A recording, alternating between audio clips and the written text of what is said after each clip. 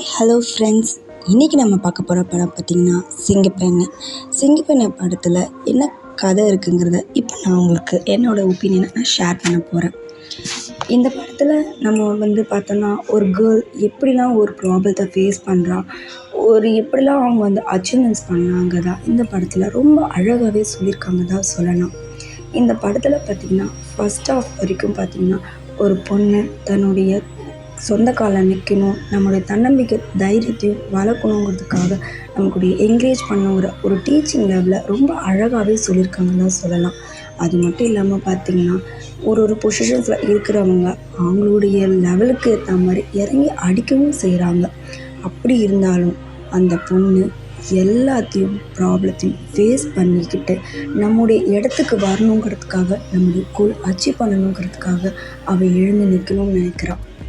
அந்த நிற்கும்போது துணையாக எல்லோரும் இருக்கணுங்கிறதையும் ஃபேஸ் பண்ணுறான். இது பார்த்திங்கன்னா நம்முடைய படத்தில் ரொம்ப ஹைலைட்டாகவே காட்டியிருக்காங்கன்னு தான் சொல்லணும்.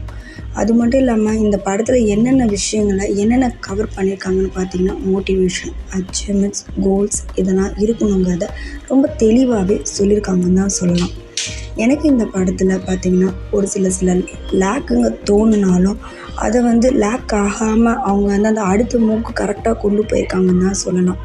அது மட்டும் இல்லாமல் ஒரு பொண்ணோட ப்ராப்ளத்தை அழகாக அவங்களோட எக்ஸ்ப்ளனேஷனோட சொல்லியிருக்காங்க. இந்த படத்தில் இப்படி ஒரு கதையை கொண்டு ஒரு கேர்ள்ஸ்க்கான மோட்டிவேஷனை நமக்கு கரெக்டாக கொடுத்துருக்காங்கன்னு சொல்லலாம்.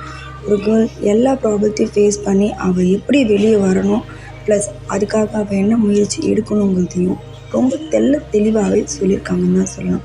எனக்கு இந்த படத்தை பார்க்கும்போது எல்லாரும் இது வரைக்கும் அச்சீவ் பண்ணாத கோல்ஸை அவங்கவுங்க அச்சீவ் பண்ணணும் அப்படிங்கிற உணர்ச்சியை தூண்டுற மாதிரி தான் இருக்குதுன்னு சொல்லலாம். எனக்கு இந்த படத்தில் பிடிச்ச வியூஸ் எல்லாமே எனக்கு ரொம்ப பிடிச்சிருக்கு.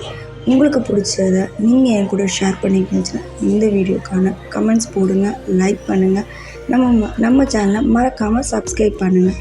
பாய்.